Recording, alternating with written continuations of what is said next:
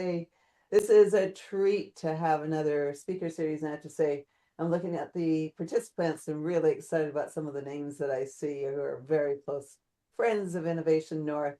I won't call you out, but do know that I have seen your names. So welcome. This speaker series, first of all, I want to tell you just a little bit about Innovation North. We are a research practice initiative based at the Ivy Business School at Western University in London, Canada. That's a mouthful. But our aim is to bring systems thinking to corporations. Systems thinking is often in the world of governments and NGOs, and we believe that it's the way of the future. So that is our aim, but we do that in collaboration with corporations. Today's speakers are from Dark Matter Labs. And I have to say that I found Dark Matter Labs purely by chance. And when I got on the website, I thought, I need to meet these folks. If you haven't been on their website, it's one of the coolest out there. It's very dark, as you can imagine. But it also suggests that they're doing things that recognize the invisibility of what systems are about. So I wanted to really get a chance to talk to the founders and principals, I guess, of Dark Matter Labs. And I want to thank Michelle Baldwin, who actually made the introduction for me to Indy and Adam. And they are our speakers. I'm going to introduce them briefly, really briefly, in fact, too briefly, because I want to really move to the conversation, but also let them speak about what they find interesting about themselves. And so maybe, Manali, if we could spotlight Indy and Adam as well. So I'll start first with Indy. He's a founding director of Dark Matter Labs. And I think what makes him really interesting is that he's an architect by training, and yet he does this type of work. And just some of the fun facts: he's a visiting professor at the University of Sheffield. He also was a good growth advisor to the mayor of London, which sounds very impressive. But even more impressive, he draws on quantum physics and Sikh philosophy. It's almost like two ends of a spectrum. And legal theory to inform complexity science. So I think that's super interesting. And Indy was the founder and leader of Dark Matter Labs. Then he moved it over to Adam. And so Adam Purvis is our second speaker, who is now the guy on the ground doing a lot of the hard work that Indy has now shifted over. And his fun facts are that he has 2 decades of experience building mission-led organizations and movements. He co-founded, this is fun, Power of Youth and Future X. And I have to say, Adam, I wanted to ask you if that was when you were a youth, or you still consider yourself a youth, but we'll ask that later. You sit on the advisory boards of Edinburgh Business School and Edinburgh Napier University. So you do sit in that space of research and practice. And no, his accent is not Scottish, but he is married to a Scots person. So that works. I want to recognize the team, Steffi Roiger, who's on the call, who has helped to organize this, as well as Manali, who is doing some of the technical support in the background. We wouldn't do this without them. We've changed the format. Our speaker series used to be them, the speaker, speaking, and then we would ask questions. We wanted to do this as more Q&A, so we can drill down into some of the big ideas that they're putting forward. And what I really want this to be is a conversation, not just between me and them, Indy and Adam, but also with you. So put your questions into the chat. You all know Zoom. And so just add the questions. I will be monitoring the chat, and we'll pull from the questions as they come up, or as I feel that they weave into the conversation. So the first place I want to start is with the personal stories. And I want to start with Indy's story that's relevant to this place that he's situated himself in Dark Matter Labs and complexity science. Indy, your story that I missed, this you think is relevant?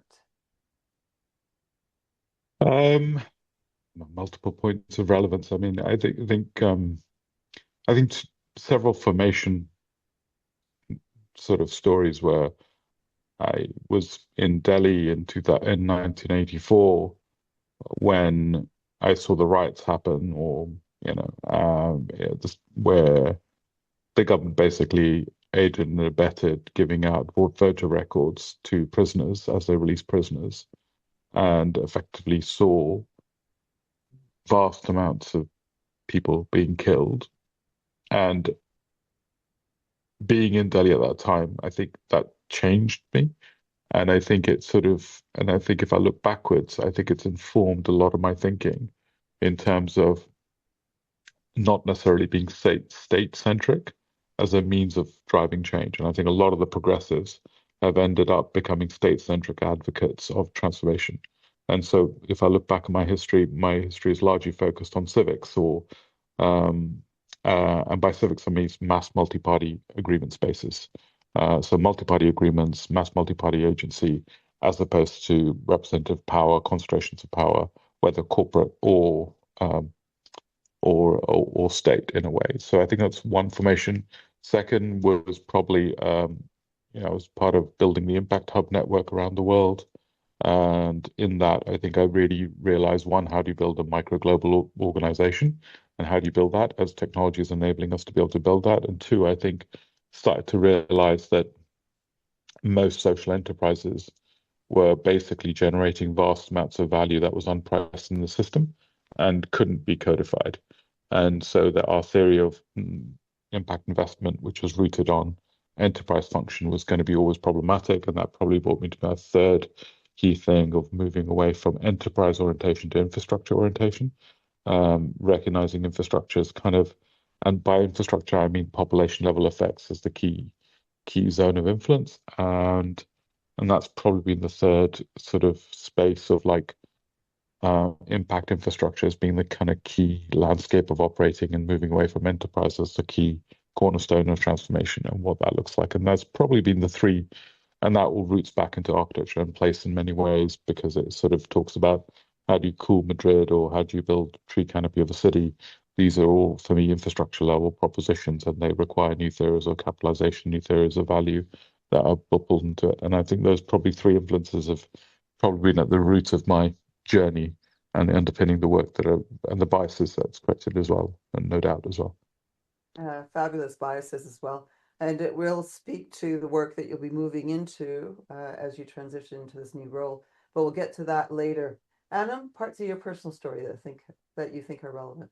Yeah, and I'll cheekily, I think my personal story will lead us into, I know one of your next questions will be about Dark Matter Labs. So I can probably explain, open up one with the other.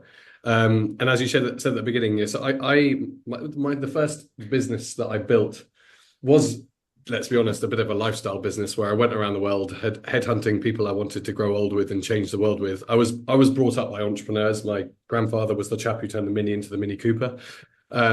But he interestingly enough was a mission-driven entrepreneur, although there was no term for it back in the 60s when he was building businesses. And I went around the world. I mean, his funeral was really interesting. A shed load of people turned up to his funeral that we'd never met, but he'd had this amazing effect. That's when I started to understand the power of kind of mission-driven people that helped other people identify their own purpose and what those sorts of leaders could unlock for people.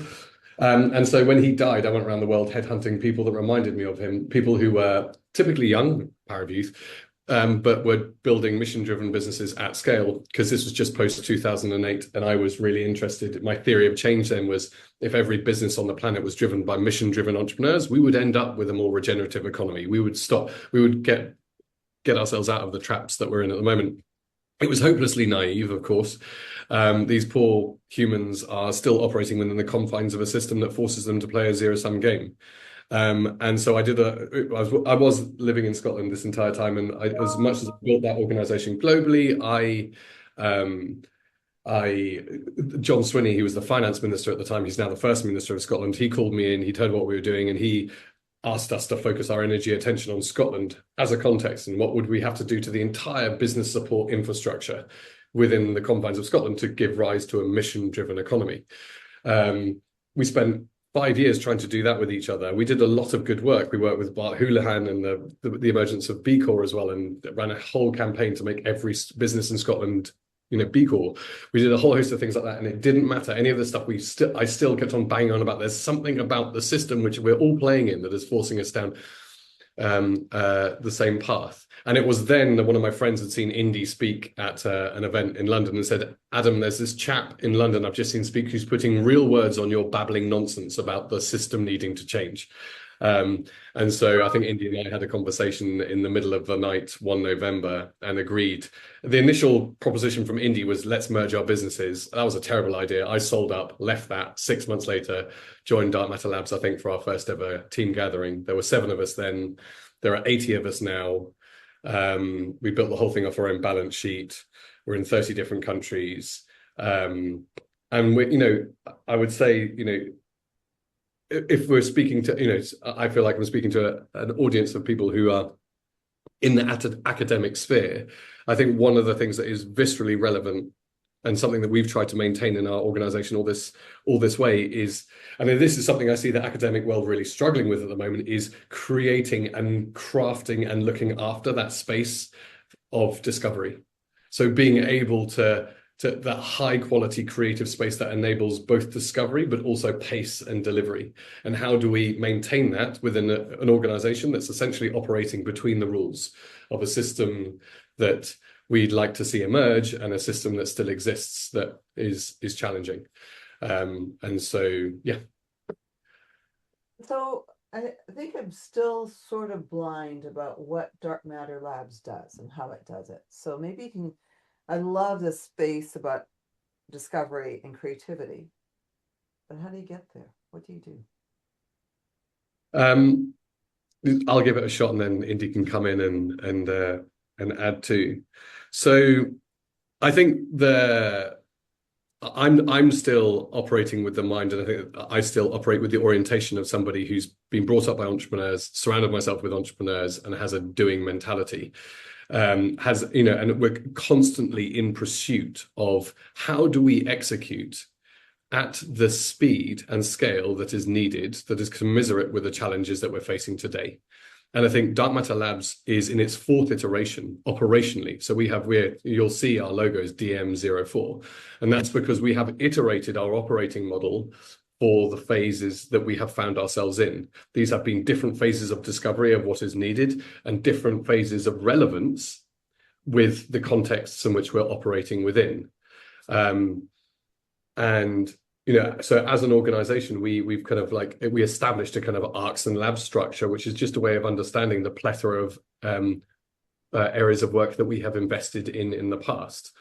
We speak a lot about establishing a life-ennobling economy, a regenerative economy. It is something that we're really focused on. And at the same time, how that work will happen to get us there has changed given the context that we found ourselves in. I personally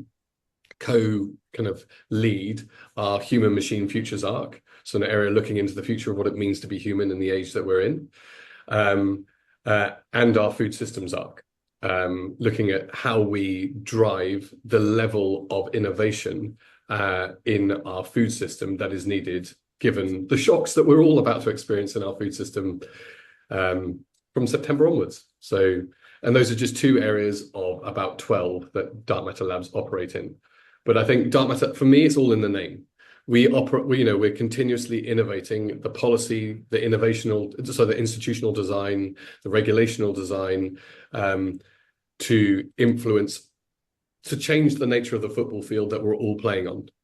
But what we have started to concentrate our effort on over the last couple of years, and we've always been doing it, but it has become more and more relevant because of the context we're in at the moment, is creating the conditions in which substantial change happens on the ground in a context that leads to a wider systemic output. Indy, top up. I'm going to probe that in a minute, but I want to invite Indy to build on what Dark Matter Labs does, and then Indy will move into the bigger framing too after you do that.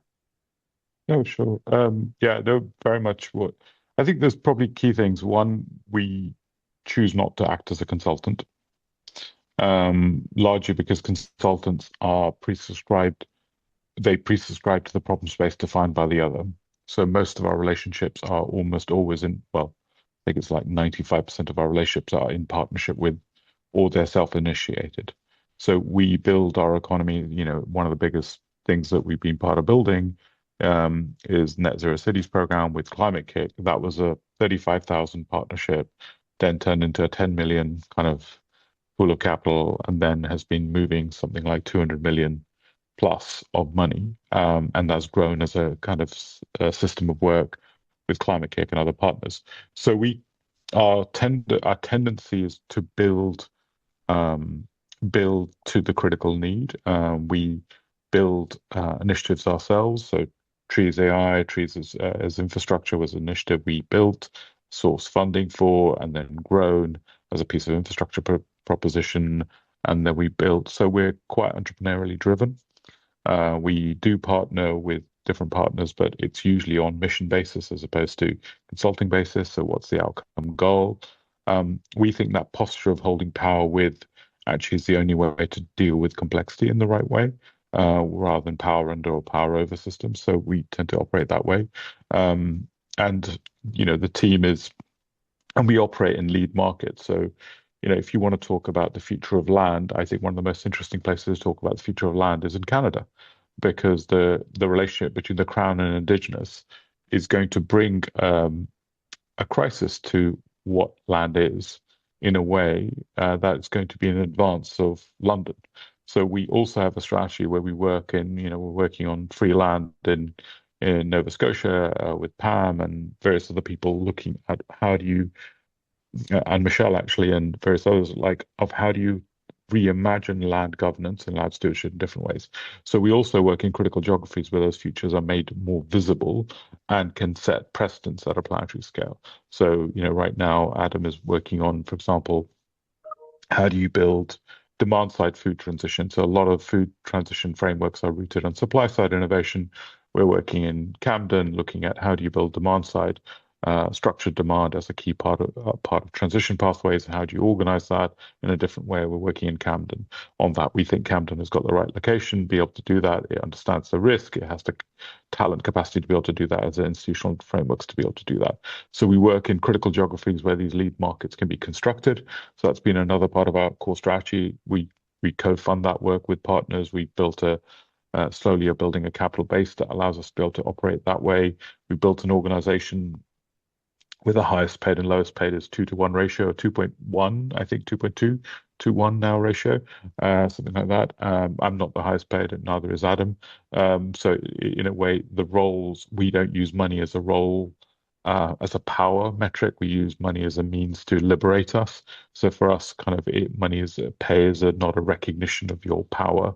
Pay is a means to liberate us to do the work. So we use money as a different type of device, and that's been something that was intrinsic to building the organization. I think we built the organization. Yeah, I I'm might stop just there. pivot though, but I do want to just summarize what I hear about Dark Matter Labs is that one, that you are operating on in critical areas, I think you said 12 areas, that you feel are ripe for systems change, that you are seeking initiatives, areas where you think they are ready to mobilize. And you work with 80 people in 30 different countries to move those systems forward. And later on in this conversation, I would love to hear more about a specific project, maybe the Campton Food Project, that will help us to understand how this actually works on the ground. Before that, though, Indy, I know that you've got some really big ideas, and you use words like the boring revolution and life ennobling economics. And I have to admit that at one point I asked an AI, so tell me about Indy. And they said, you are the type of guy that can be up here, philosophical, will also drive down into the specific ideas that are necessary to enable it. But if you could give me just a 5-minute summary of the big ideas, I think that helps to position. And Adam, by the way, is smiling. I can see him because I'm so brace. What? Sorry. Okay, 5-minute summary of the big ideas. Well, yeah. So I think the big ideas that are relevant right now are we're seeing a compression of optionality.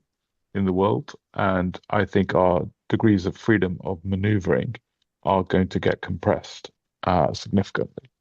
And I think that's already happening as a result of sort of systemic vulnerability. If you look at Nate Hagen's work on thermodynamics and the kind of energetics of civilization compressing, I think we are in a moment where the foundational infrastructures of industrial society, both at the material level but also at the organizing level, are being challenged. And I think we are not only are we being challenged, it's the linear model of organizing is being challenged as we become systemically more entangled. And I think the big ideological war we're in the middle of is a planet that is forcibly entangling us, and people wanting to preserve individual, discrete certainties and discrete power and position.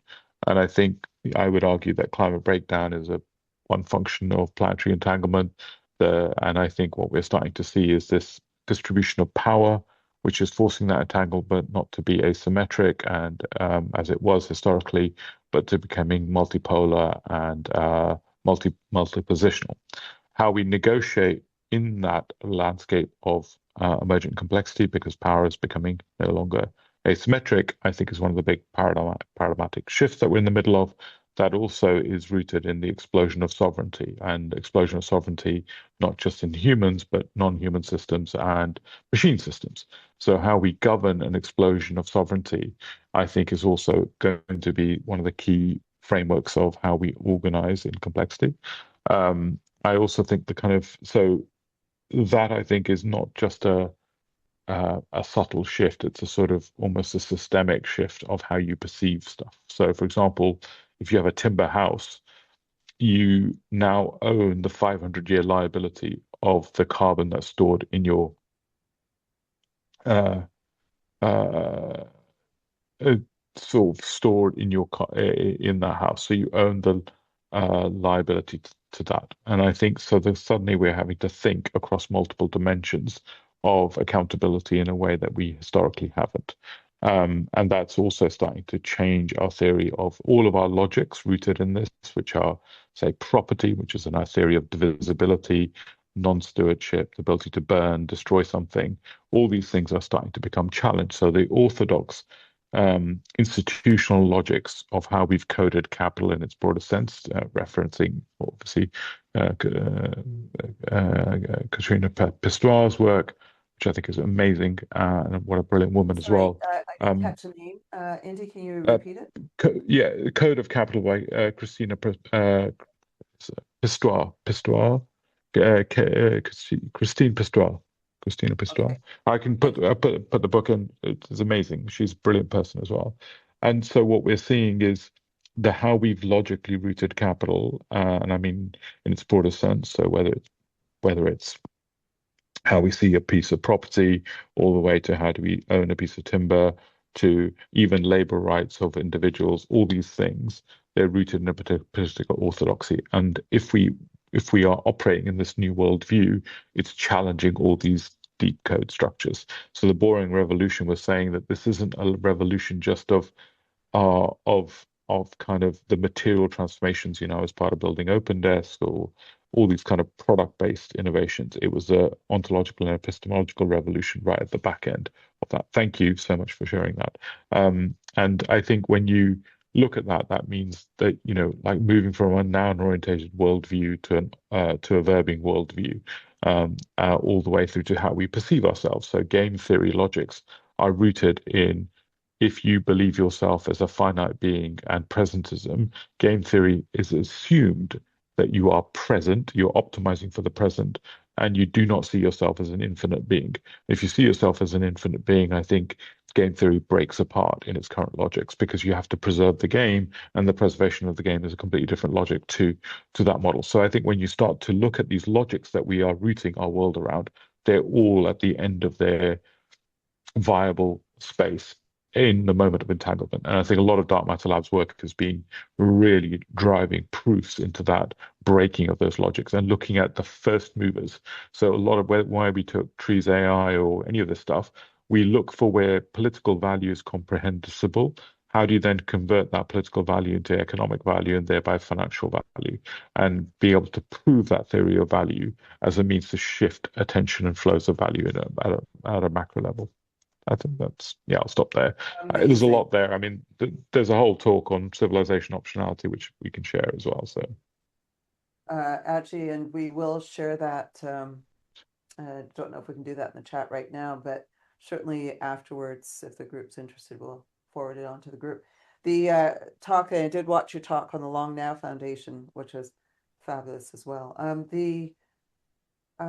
The whole notion, though, that value is very limited in what it is, what's valued, that's embedded within a capital infrastructure that is increasingly favoring certain parts of the community and dismissing others, is problematic. The fact that Dark Matter Labs is able to start to shift that logic is important. And maybe, Adam, this takes us nicely to the place of saying how Dark Matter Labs is shifting it. Yeah, and maybe just something that I'll share as a wee reflection, which is, as I shared the kind of the different phases of Dark Matter Labs, to be able to discover, maintain that quality of space for discovery and the quality of work and craft that is needed to do this well, and at the same time exploring its relevance to context, and being able to create the conditions for to be able to do the work up until this point. And I don't know whether you guys remember that scene from, I think it's The Big Short, when they figure out, when the guys who are that big bunch of investors, you go and do a load of research in the field, and they figure out that moment, oh shit, it is a bubble. And they come out and they're like, buy everything, buy that, do it. Like this is definitely a bubble. Over Easter, I had one of those. So one of those moments. So my godmother's youngest son, he was one of the people, the earlier people at DeepMind.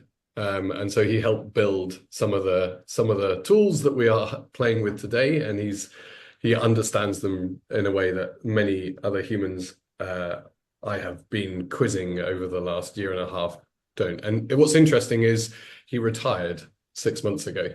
He just quietly retired from the industry, and he's putting together a game plan to deal with the level of disruption and change that is coming at us. And for him, things like his vocation in the world, has a lot of things are changing in terms of meaning, and what he's thinking about also is the security of his family. And for me, the conversation I had with him was about, the question I asked him is the same question I've been asking everybody else, is what is the future of being human with what's coming at us? And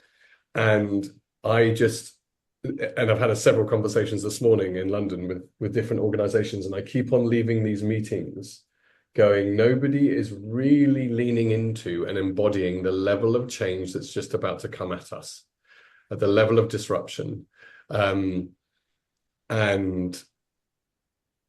yeah, one of the conversations I had earlier on today was with people that are sat down with a whole host of universities in London, and they're trying to interrogate how universities are going to deal with graduates in the age that we're going into. And it's really interesting how that question, if you lean into it, given the context we've got coming at us, it will help you see the level of change that is coming at us.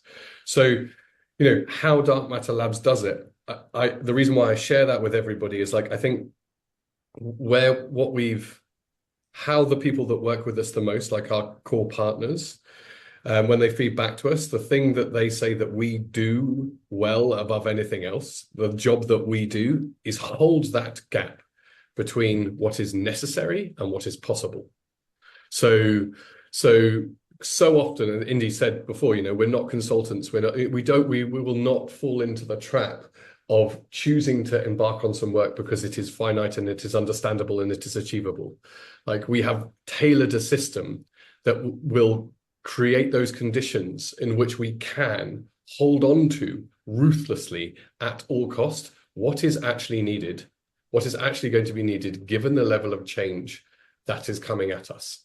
how do we maintain a really high quality of discovery and conditions for really brilliant work to happen while the world is falling to bits around us?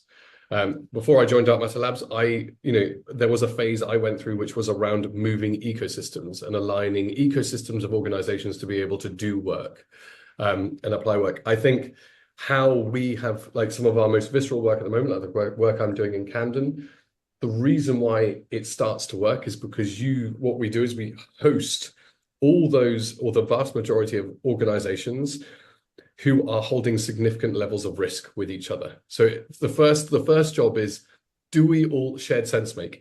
Do we all understand what's coming at us? And once we all understand what's coming at us and our context and our reality, we then focus on what is the risk that we all hold as organizations and collectively. And once you have that shared comprehension of what's coming at us, that shared understanding of the risk that each of those organizations are holding, then you can start to align capital and resource around the portfolio of work that needs to happen next. But I think for many people in this room as well, you've probably been involved in ecosystems that are focused around change before in the past. One of the things that routinely undermines that is, and we had this conversation, I think it's the global head of sustainability at Google we were speaking to about this work, and they're kind of jumping on the bandwagon here. But they were saying the problem is with all the work in food systems we've tried to do before in the past, is that when you convene a group of people, they almost always can point to somebody who's not in the room, some organization who's not in the room, some entity who's not in the room, whose responsibility it is, or is a reason why they can't move. Is it, the risk is held elsewhere. So crafting that first group of people and really building a shared comprehension of that risk that you're holding together at this moment in history is part of creating the conditions for you to be able to move. Yeah. How that has operated before in the past has changed, but we are getting better and better at it at the moment. You have to be very careful about curating the group of people that are in the room to those that understand the risk, and then be able to move them into a direction that is aligned, given that they're all experiencing different aspects of the risk that's in front of us. But I want to give Indy, who's had his hand up for a bit, an opportunity just to pipe in. Yeah, just one thing I was going to say was that I think this is also one of the things that I think has become clearer to us is not trying to start with a moral first argument, but actually also building the economics of that argument as well. So, for example, if you look at value, you could argue there's input-output value, which is traditional asset. Right? You could then talk about continuity value of that asset, which is what is the continuity of provision, and in a volatile world, what is the continuity value contribution of that asset, especially with foundational goods. You could then talk about regenerative value. How does that input-output value and continuity value regenerate the substrate to which that asset is vital to, and what's the implications of that regeneration in terms of continuity, but also in terms of, then you could talk about recursive value. So recursive value is an asset which is able to transform itself and continuously produce. So if you look at this we're trying to bridge the economic theory of value, and we think there's a greater risk appetite right now, recognizing, I think, what we're pricing isn't necessarily that valuable, and we're massively underpricing a whole bunch of externalities. So the macroeconomics of where value lie is now much more liquid than it's ever been for investors, especially family offices and other actors who are starting to say, well, actually, we've got a whole bunch of risk which is not priced into our current system, and that arbitrage is available. And that pricing, I think, one of the most kind of life-changing moments, even you could argue, was when one person of significant wealth turned around and said, I anticipate losing 90% of my wealth in the next 30 years, given where we're going. And as soon as that happens, you start to realize wealth is recognizing itself systemically as an entangled function and a non-divisible function to the future that we're facing. And that changes the dynamics of value and price in a fundamental way. So I just want to say, and I think one of the things that we're facing is this fork moment between, can we hold the social contract? So the game is no longer, is there a marginal, have we averted a little bit of loss? It's not loss aversion in a kind of micro sense. It's the total value at risk. And I think we've now become much more sort of vulnerable to effectively that cascades of risk in a way that actually undermine the social contract and put the total value of a system at risk. And that, I think, is changing the nature of the economics, the nature of the discussions, the nature of what's required on the table in fundamentally different ways. So just to put I really like what you're saying, and I couldn't agree with it more. And yet we live in an economic system that has this narrow sense of value. To expand the notion of value as you have, to incorporate different risks, to incorporate different time frames, requires people to open their mind to a different type of value that isn't currently valued. And I guess it sort of ties into what Adam was saying, that you bring people together who recognize the value that's needed, to understand those risks, or the value that's accrued when one recognizes a risk. What I don't understand is, how do you get people to see this wider value so they come to the table? Do you see what I'm yeah, asking? no, I do. I think there's two parts to that question. Well, three parts. One is that coded capital which is coded, can't perceive this value. It's structurally blinded from being able to perceive the risks in the system. So in a way, we don't worry about traditional funds. We don't worry about traditional fund structures because they're pre-coded to not being able to perceive this value and operate in this perceived value. So then you have to look at which capital structure is able to perceive this value and is willing to not only perceive this value, but actually operate with a risk-on approach to this value proposition. So that's a kind of very particular narrow form of capital. So often these conversations, you say, oh, the banks don't see this. The banks are not designed to see this. Banks are willingly designed to be blinded from this. And that's, if someone here is a brilliant capitalist, they'd be saying, that's a great arbitrage. The banks are blinded for this theory of value. I will arbitrage the current position and where they're blinded. So in a way, I don't worry about the middle of the bell curve. Middle of the bell curve is systemically blinded. What I worry about is the 3.5% that sit at the edge of the bell curve that is able to recognize where value and price there's a disjunct, and are able to place into it. Now, the old tools of this would be venture capital, risk on capital, but the reality is ventures aren't the means to stabilize or take on risk on positions in this current worldview. So we're seeing risk on capital having to actually transform and having to become significantly smarter to be able to allocate into this model. So I think the problem has been a mindset problem. Too many of our conversations collectively in our space have been focused on the psychology of the middle of the bell curve and haven't understood that, most capital is arbitraging it's operating within the current frame. Very little capital creates the next frame. So shifting and focus on that capital is really important. And three, really articulating as volatility increases what your theory of assets is. And I think your theory of assets has to move from input-output assets to continuity value assets to regenerative assets, which are substrate renewing, to be able to build a continuity to recursive assets. And that's not me saying be nice, be kind. It's just saying be fucking smart and self-interested. Like all I'm pleading for is recognize your entanglements, recognize where value lies, and recognize that position of arbitrage that exists between how we're badly pricing systems right now and where future value will list. So I'm no longer asking people to be nice or kind or gentle. I'm just saying be smart. And can I maybe add to that and just illustrate, and I'll use Camden here as of how the shift in our conditions at the moment opens the Overton window and gives us, there are these moments where the work that we've done with the 3%, the field work, the building the field with the 3% then becomes relevant to the middle of the system. So, for example, in the context of Camden, they've turned around to us and said, in 3 years' time, the biggest chunk of money we spend every year that we could put behind this endeavor of building a regenerative food system is our public schools food procurement bill. That's 3 years out. In a year and a half, it's a year and a half out. We want you to do the work with us. So to make sure that when we deploy that capital the next time, it is used as a multiplier, and it is going to give rise to a far more secure, nutrient-dense, regenerative food system. How do we do that? The conversations we've been having with the Co-op, which is the biggest supermarket in the UK that's cooperatively owned, Google, who are headquartered about 20 feet that way.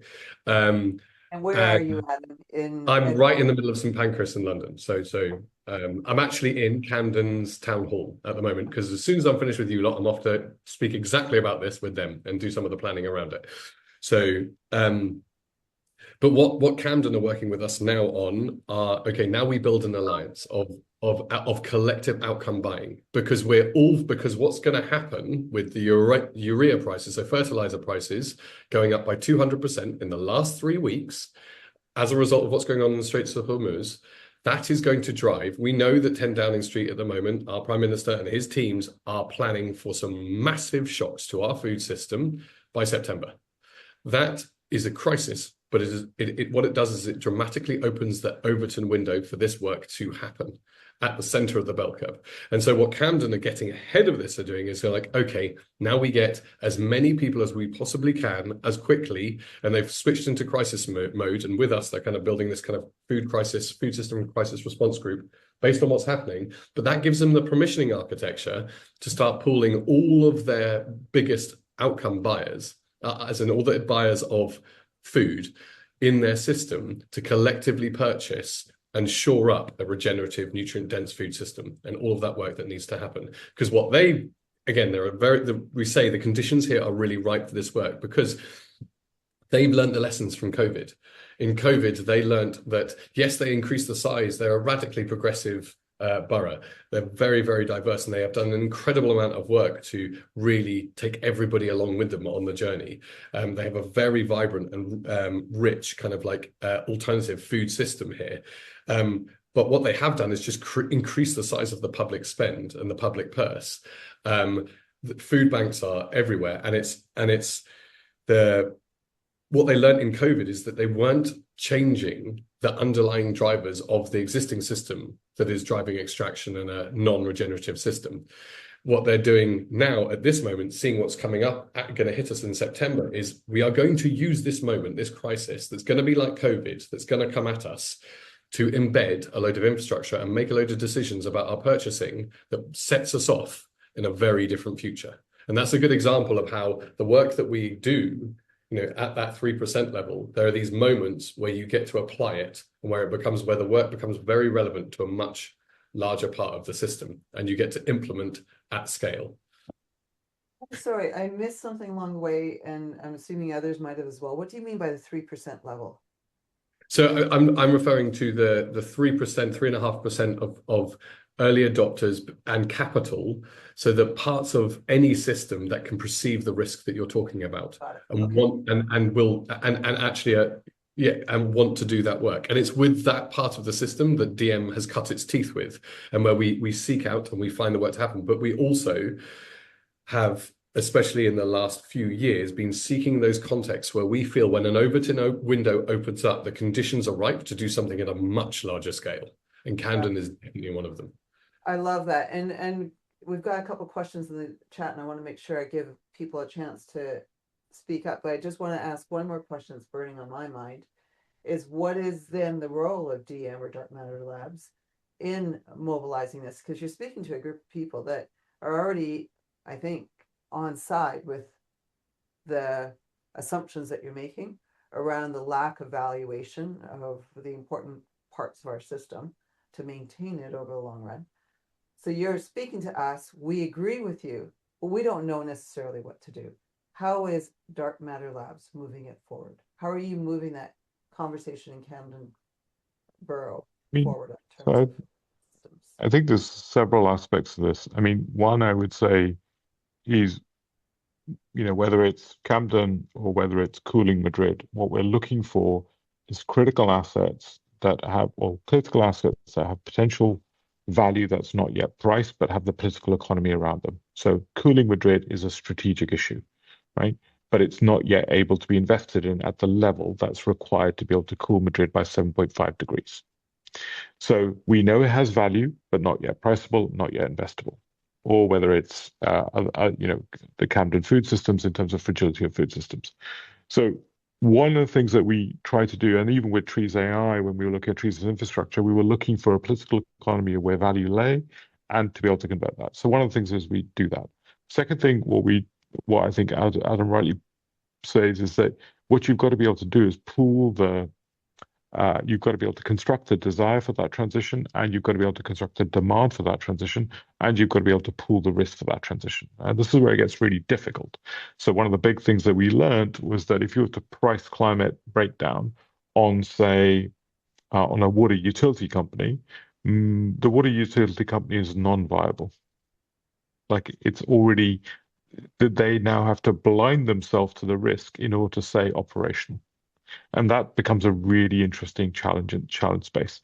So what we're starting to see is a problem that's starting to happen is that even when we try to pool the risk, people have to be intentionally blind to the risk. So I would argue most enterprises right now, if I was advising someone with investment, I would be saying, do not worry, do not allocate resources to most of our derivative economy. So our food processing systems, all the way to our clothes, all of these things are non-viable as our thermodynamics shift. But we, as a society, are really going to struggle to be able to do that. So one of the big problems that we face is that we've reached the threshold where risk itself can no longer be priced into our current system. So there's a whole bunch of conversations that maybe some of you have been looking at about biodiversity loss in the UK and its linkage into the financial stability risks are high. The UK government issued a very important, I think, report around that.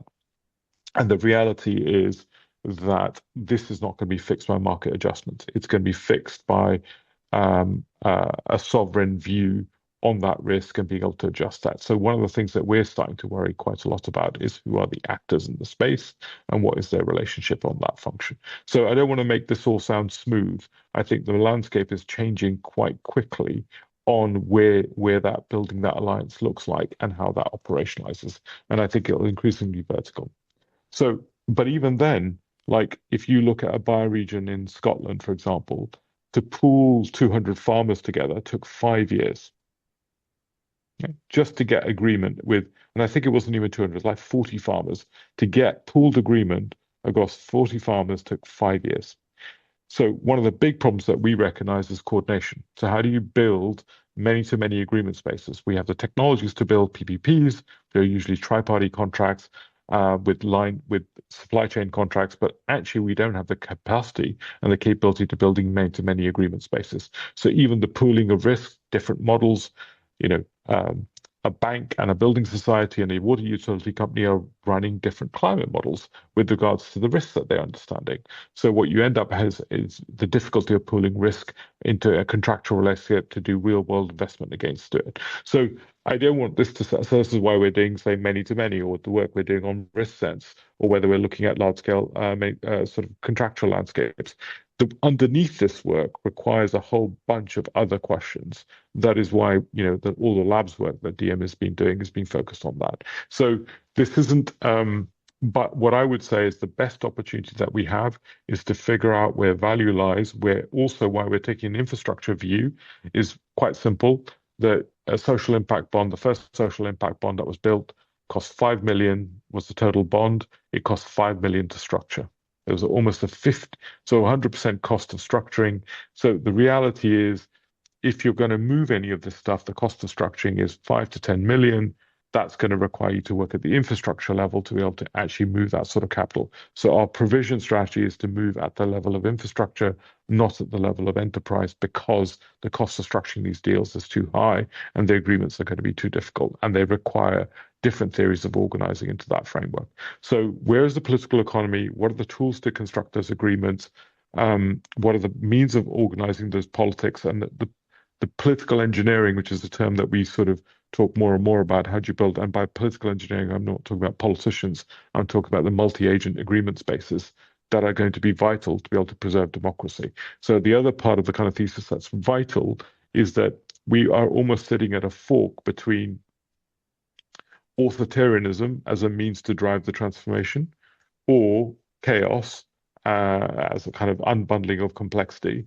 And to be able to preserve complexity, we're going to have to change our theory of agreement space and many-to-many participation into that agreement space in a different format. That, I would argue, is the kind of deep technology of the 21st century with, computational contracting, but also machine learning infrastructure changing the agreement model space. So without that, I don't think a lot of the models that we're talking about are viable without shifting the agreement space model in a fundamental way. So just to layer out that, I don't want to pretend this to be a hey, we got this sorted. We don't. There's a whole bunch of questions on like, operating at the edge of where risk is viably able to be crystallized in current systems, operating at an agreement-based function that's actually very difficult to agree and to be able to organize. The risk models actually are divergent all the way through to actually, to be able to even supply on the innovation side. So it's not a stack problem. So if you want to cool Madrid, it's not that you have to cool Madrid. Cooling Madrid is a function of changing tarmac, greening roofs, energy security at the community level, microclimate engineering at the level of the bioregion. It's the function of demisting plants. It's the function of being able to measure and price that investment in multiple formats. Is a whole portfolio of innovations required to deliver that infrastructure. So it's not a project organizing problem. It's a completely different theory of allocation. So we're working with Arabs around portfolio allocation and engineering in a completely different way to project-based engineering. So this changes the orthodoxy of organizing and allocation at every level. I just want to slightly kind of I don't want to sort of pretend this is easy or, hey, we got this sorted. We do not. We are lots of work to be done to do that. And just to synthesize what I think I'm hearing is that what you're doing is providing the convening spaces. You're also providing the intellectual capital or the recognition, the education around expanding And value and the financial contracts. And the financial capital, right? So increasingly, we're building capital pools to be able to orchestrate against these positions. So we're also organizing a capital pool that is able to say, right, say we want to work with Cooling Madrid, we've made our first allocation, saying, okay, how do you build the political engineering? So we are acting in that way right now because it requires the pooling of those capital being able to take that risk composition with regards to these theory of Cool. I really do want to honor the offer to answer questions from the chat, and I realize we only have 5 minutes left. So we may only get to Bradley's question, who was the first to jump in. And Bradley, are you able to voice it? Sure. I mean, first of all, thank you both to Indy and Adam for, incredible insight and deep thinking on this. I actually feel barely qualified to even ask questions given your deep thought in this space. But what you're talking about is this sort of level of systems change, and systems change is incredibly complex, as everybody on the call knows. And maybe you answered this I asked this question some time ago, and maybe you answered it with your 3% approach. But this seems to require a philosophically literate public, like people that actually think about stuff, as opposed to just defaulting into the self-destructive hedonism philosophy that everybody seems to I just need more, and once I have more, I need more than that. And people just don't think about even their philosophy of life. For the most part, right? So, and this requires some deep thinking, which I've been really trying to keep track of what you've been saying. So, and it's actually getting worse, right? I think people think even less in this digital age of, I don't know, what is it, 240 characters or something? You have to express deep ideas, and they seem to be going the other direction.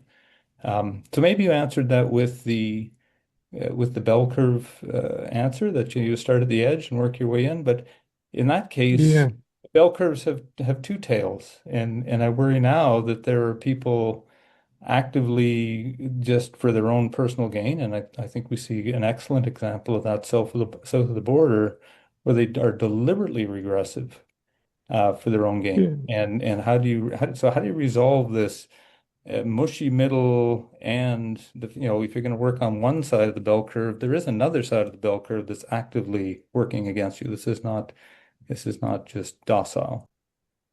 No, I think, well, one, just brilliant set of questions, and I'm going to take a few of them in kind of particular sequence because I think they're really important.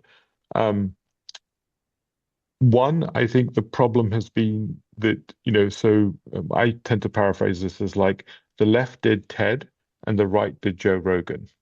TED was an 8-minute sort of like stand-up comedy act where you talked about your emotional journey, and why you've now become transcendent into being able to do something. And Joe Rogan did 3.5 hour long podcasts.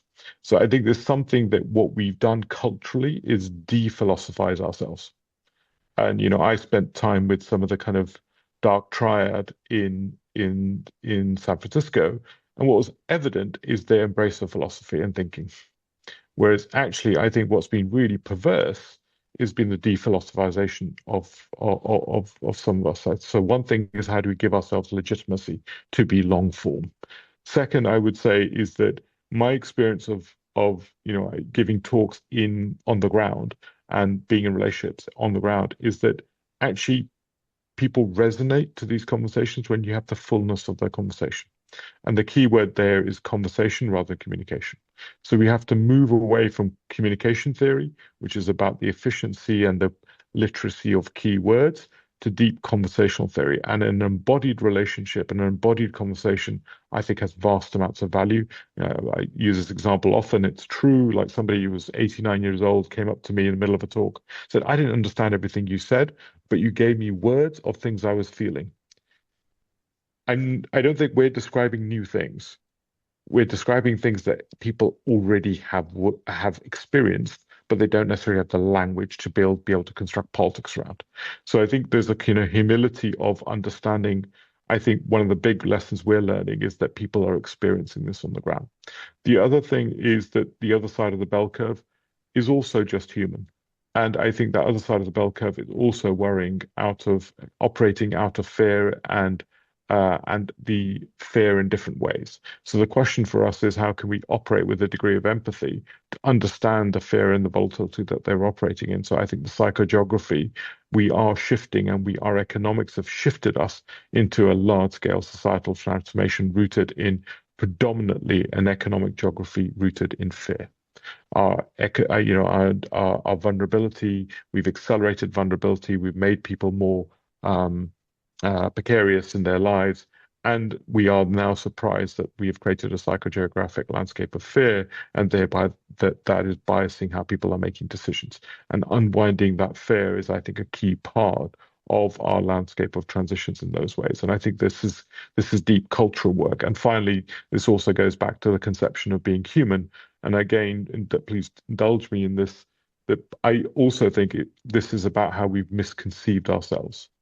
And we've allowed ourselves to be conceived as divisional, separate presentism species, as opposed to intergenerational, interbecoming, entangled becomings, and interbecomings rather than divisional individuals. So I think there's a reconceptualization of self that's required that allows us to be able to perceive this. And this, and again, I do not claim to be the quality of academic that's here, but my thesis is that game theory is rooted in a theory of self.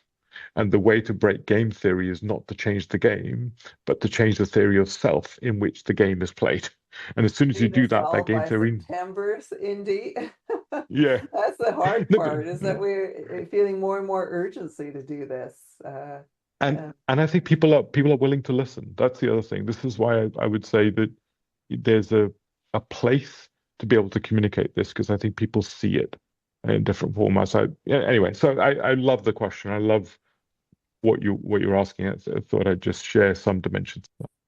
And Bradley never fails to deliver on good questions and thoughtful insights. Thank you, Bradley. Adam, if you could, a few seconds of response, because we are at time, past time. Well, no, just to say thank you very much to Bradley. I think it's a brilliant question, and there's no short answer to it, but there is no short, and there's so much of our work. I suppose there is something about also, like, building on what Indy just said, there is something about understanding, and I think all of us in this room have probably fallen into the trap in recent history of becoming consumed by what's in the news, consumed of the hopelessness of what's going on south of the border to you, and further afield. And I think it's really worth us all noticing that if your system is in this constant state of kind of flux, you have to maintain your own capacity to be able to do that. You have to understand that the quality of your academics, and I think my son's my son's godfather is a lawyer philosopher, and he bangs on all the time about it used to be an arts degree. We used to have the space for discovery, and we no longer have that in the academic sphere. And I think it's also just worth us constantly reminding ourselves of the conditions in which enables us to show up in the world at this moment in history and do our best work. But thank you so much for the opportunity to do this today, guys. What a fabulous way to have a call to action to the group in the room. And so thank you all for attending. Thank you especially Adam and Indy for the provocations. And we will close the speaker series for this semester and start up again in September. So stay tuned and we'll have another roundup of really great speakers. Thanks again, Adam and Indy. Thanks to all of you for attending. Thank you. Thank you, guys.